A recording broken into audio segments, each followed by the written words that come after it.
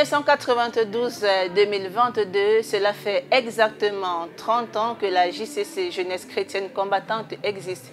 Et pour marquer cet anniversaire, il est organisé à Kinshasa, la deuxième conférence internationale.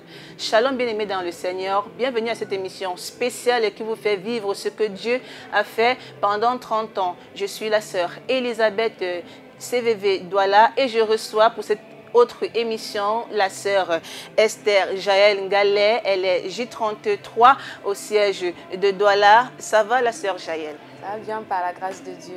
Vous êtes à Kinshasa? Oui, je suis à Kinshasa. Il faut rappeler téléspectateurs qu'elle est bébé miracle parce qu'elle est née ici même à Kinshasa. Alors Jaël, quelle est l'histoire autour de ta naissance? Autour de ma naissance, je pourrais dire que ma mère était déclarée stérile, c'est-à-dire par la médecine. Et lorsqu'elle s'est mariée avec mon papa lui avait déjà connu le ministère. Donc c'est là que mon papa lui a dit, viens, il y a un Dieu qui est capable de donner des enfants. Et c'est là que maman a commencé les prières, s'est inscrite aux classes d'affermissement. Elle a eu à faire les prières, les enseignements. Et puis, pour approfondir sa recherche de la face du Seigneur, approfondir sa recherche de la délivrance, c'est là qu'elle est venue à Kinshasa. Donc elle est entrée en prière, elle était ici sur la terre de Kinshasa. Elle a prié. Et puis quand elle est rentrée au Cameroun, c'est là qu'elle m'a conçue. Elle m'a conçue et elle est revenue encore ici parce qu'arrivée au Cameroun, il y avait des turbulences. Pendant la grossesse, il y avait des accidents, donc beaucoup de péripéties. Elle est donc venue à Kinshasa et c'est là que je suis née par la grâce de Dieu. Et comment as-tu vécu l'ouverture des festivités de 30 ans hier? C'était vraiment waouh, c'était vraiment waouh. Parce que c'est, en fait, et voir aussi Papa Rémi qui était un ancien missionnaire de chez nous au Cameroun, c'était vraiment, et le message était particulièrement touchant. Vous avez suivi les enseignements puisque vous êtes au J33. Qu'est-ce qui vous a marqué? Ou alors, quand est-ce que vous avez découvert que dans votre vie, il y a aussi un problème? En fait, c'est arrivé quand j'ai eu le bac, donc arrivé à l'université, quand il fallait que je fasse le concours de médecine, j'avais voulu faire médecine. Quand j'ai eu mon baccalauréat et je m'étais inscrite au concours. C'est-à-dire j'ai fait le concours la première année, je n'ai pas réussi. La deuxième année également, j'ai fait. Entre-temps, je m'étais inscrite en faculté chez nous. Donc, je n'ai pas réussi. C'est là que j'ai compris qu'il y avait un problème. C'est donc Dieu crée souvent des situations pour te permettre de te rapprocher de lui. Parce qu'effectivement, nous sommes nés au ministère, nous avons grandi au ministère. On sait que le dimanche, on porte l'habit. Et puis on va à l'adoration, on rentre le dimanche, on mange, et puis ainsi de suite. C'était une vie de routine. Il n'y avait pas d'intimité avec le Seigneur, il n'y avait pas de... Vous voyez un peu, donc, c'est quand j'ai eu des problèmes avec mon école, quand j'ai compris que toutes les portes étaient presque bloquées, on essayait même à l'étranger, tout ça c'était toujours pénible et compliqué. C'est là que j'ai commencé à prier, j'ai commencé à faire la repentance parce qu'on était à un âge, on est un peu dans la distraction. Donc là, on flotte avec le monde, avec la vie de dehors et tout. Mais je me suis rendu compte qu'il fallait que je fasse la repentance. Donc je me répande, je me suis repentie. Et puis Dieu, par son amour, m'a accordé beaucoup de délivrance à cette période-là. C'était en 2020. Donc le mois de décembre 2019 à janvier 2020. C'est là que j'ai eu des grandes délivrances et des orientations du Seigneur. C'est le Seigneur qui m'a dit, tu vas t'inscrire en faculté de biochimie. Lorsque tu obtiendras ta licence, donc là, à partir de la licence, Dieu m'a promis un autre chemin qu'il allait faire. Je sais qu'il le fera. Donc ça, c'était vraiment les circonstances de ma conversion. C'est là que ma vie avec le Seigneur a démarré. Vous avez tantôt dit que la prise de conscience est arrivée lorsque vous avez connu des échecs dans vos études.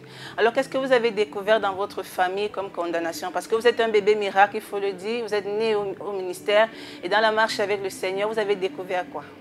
Donc, il y a des choses on ne rêve pas. Quand tu regardes la famille, c'est vrai, nous, on n'a pas grandi avec les tantes, avec les oncles, avec les cousins, les cousines, on ne connaissait pas ça.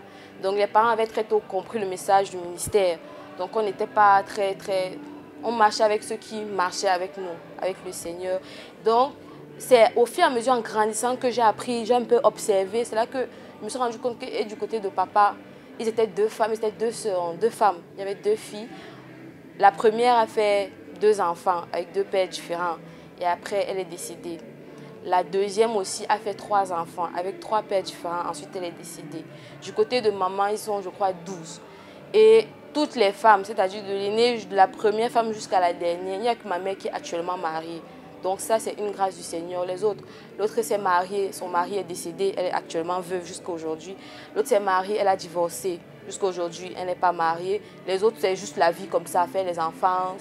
Donc, c'est le ministère. Je me suis rendu compte que c'est pas la grâce de Dieu. Si mes parents sont mariés, si ma mère est mariée, si mon père lui aussi, il est marié. Donc, effectivement, je me suis rendu compte que c'est une condamnation qui pourrait me rattraper, qui pourrait rattraper ma vie, rattraper la vie de mes frères et de mes sœurs. Ça, c'était un constat. Et même du côté spirituel, il y avait beaucoup de... Donc, j'ai des révélations que je faisais. Donc, c'est là vraiment que... C'est vraiment ce que je peux dire. Donc, tu es sortie de la routine d'être derrière les parents. Tu as pris conscience qu'il y a une condamnation, il y a un problème et tu as pris conscience. Et à 30 ans, qu'est-ce que le Dieu de la JCC Douala a fait dans ta vie? En 30 ans, 30 ans, c'est l'âge de la maturité, effectivement. À 30 ans, un enfant est conscient de ce qu'il veut dans la vie. À 30 ans, un enfant sait ce qui est bon pour lui, ce qui n'est pas bon pour lui. Moi, je peux dire qu'en 30 ans, j'ai effectivement réalisé quel était le chemin que je devais suivre. Parce que même si je suis vivante, si je suis née, c'est parce qu'il y avait un Dieu, et un Dieu que Maman Olangue avait cherché, qu'elle avait trouvé. Elle a porté le message et nous avons cru au message. Donc, je sais effectivement qu'il y a la vérité, que c'est la vérité, nous sommes au niveau de la vérité et c'est là que je m'accroche. En 30 ans, je peux dire que j'ai effectivement pris conscience de ma vie. L'Éternel m'a apporté beaucoup de délivrance. Sans ça, peut-être, je serais aussi mère.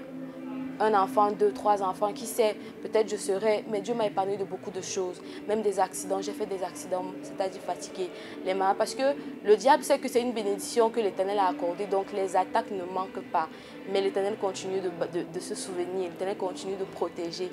Même aujourd'hui, en 30 ans, on peut dire qu'on a aussi les petits derrière nous, on peut dire qu'on sert aussi Dieu à la JCC, on peut dire qu'on travaille, on est dans l'œuvre, donc vraiment, et à part ça, l'Éternel aussi bénit. Par exemple, avec des entreprises dont je suis entrepreneur. Je fais actuellement des jus naturels que je commercialise. Mais il y a encore beaucoup de choses que le Seigneur fera et qu'il continue de faire. En 30 ans, vraiment, il y a un bilan très positif. Vous êtes étudiante en 3e année biochimie. Qu'est-ce qui s'est passé pour que vous deveniez étudiante? Parce que vous n'aviez pas cette ambition-là. Effectivement, je n'avais pas cette ambition. Comme j'ai dit précédemment, c'était une directive. Lorsque je faisais les recherches sur Internet et tout, lorsque je cherchais les écoles, c'est là que je me suis rendu compte que partout où je partais, on me disait il faut avoir au moins fait quelques années en faculté, en ceci, en cela. Et puis, j'ai senti, c'est-à-dire la conviction, Dieu m'a dit il faut aller. Et moi, je ne voulais vraiment pas. Je me rappelle même un jour, papa m'a dit il faut que tu ailles t'inscrire en faculté, tu vas faire biochimie. J'ai dit moi, je ne pars pas là-bas. Parce que j'étais déjà partie une année là-bas, mais ce n'était pas ce que je voulais faire. Donc, quand il n'y a pas l'amour de quelque chose, tu ne peux pas t'impliquer. J'ai dit je ne pars pas. Mais après, j'ai senti le Seigneur qui m'a dit va, tu as 3 ans là-bas. Tu as 3 ans là-bas. Et puis, le reste, Dieu lui-même va faire. Amen. Donc, du coup, je suis allée en biochimie, donc c'est sous directive. Et avec biochimie, c'est là que le Seigneur m'a inspiré de faire les jus naturels. C'est-à-dire que ce sont nos débouchés à nous, les biochimistes. Là, c'est dans le domaine de l'agroalimentaire et tout. Et en dehors de ça, j'aurais aussi d'être professeur d'université. Parce que ce sont des matières où j'ai beaucoup d'aisance. Je ne suis pas obligée de trop réfléchir. C'est basique pour moi. Je sais que le Seigneur fera. Je sais que le Seigneur fera exactement. Quelles sont vos attentes durant les 30 ans des festivités de la JCC ici à Kinshasa? Il faut dire que vous faites partie de la délégation du siège de Douala. Vous êtes certainement venu avec des attentes que vous souhaitez être comblées par le Seigneur. Pour la première attente, d'abord, j'ai laissé un dossier important à l'université. C'est-à-dire que j'ai eu un problème de notes. Et chez nous, ça ne rigole pas avec les problèmes de notes. Et je sais que comme je suis venue chercher Dieu ici, je retournerai avec ma licence en main. Ça, c'est la requête que j'ai faite à Dieu. Je sais qu'il l'exaucera, qu'il a même déjà exaucé. Amen. Et en dehors de ça, il y a plusieurs autres attentes, comme d'autres délivrances, puisque Maman Olangue disait toujours que la délivrance est un processus. Ça ne s'arrête pas. Il y a toujours d'autres délivrances qui sont sur le chemin, beaucoup de délivrances à acquérir. Donc, il y a beaucoup de délivrances. Tu as laissé un dossier un instant. Tu crois que le Dieu que tu es venu chercher ici à Kinshasa a déjà agi.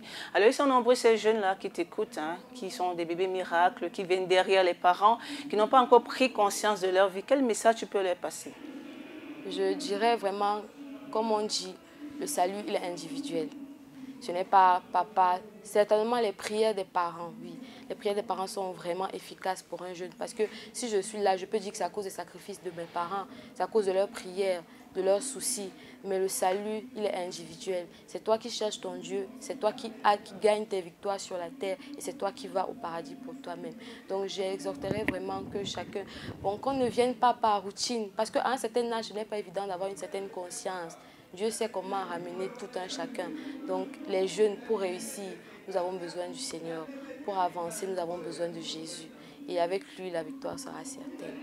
Un message certainement pour tes parents, hein, parce qu'il faut dire qu'ils t'ont cherché dans la prière, dans des jeunes. Et tu es né ici même à Kinshasa. Un message pour tes parents qui vont certainement t'écouter. Je ne pourrai jamais rendre à mes parents tout ce qu'ils m'ont fait. C'est-à-dire, je ne pourrai jamais... Amen. Je ne pourrai jamais rendre à mes parents tout ce qu'ils ont fait pour moi. Que ce soit au niveau de la prière, au niveau des études, même quand on traversait les périodes difficiles. Je ne pourrai jamais dire merci. Même mon probatoire, mon baccalauréat, je dois beaucoup. Même à ma maman qui s'est sacrifiée quand tout était compliqué, tout était pénible. Je leur dirai juste que Dieu les bénisse et que Dieu se souvienne d'eux. Ce sera toujours ma prière. Alors vous comprenez, téléspectateurs, qu'il y a beaucoup d'émotions dans ce studio. Le Dieu de la JCC a fait en 30 ans.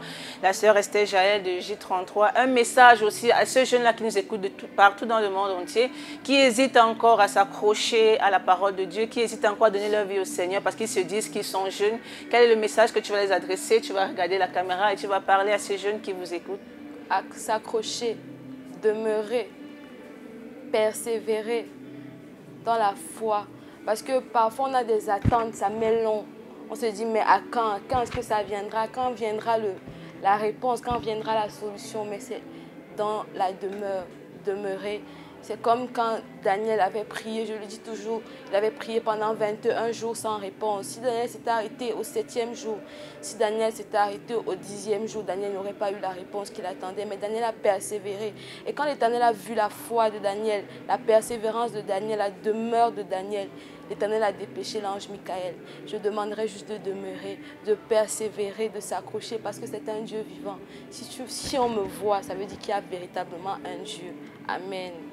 Demeurer, persévérer. Il y a un Dieu à la JCC. Ici à Kinshasa également, il y a un Dieu. Les délégations viennent de partout dans le monde pour pouvoir toucher, matérialiser le Dieu de la JCC. Si vous avez de la bonne volonté, si vous êtes docile, vous mangerez les meilleures productions que Dieu a réservées pour nous, mesdames et messieurs. C'est la fin de cette émission spéciale. J'ai reçu la sœur Esther Jaël du siège de Douala qui nous a partagé son expérience. Moi, je suis la sœur Elisabeth CVV Douala. Shalom.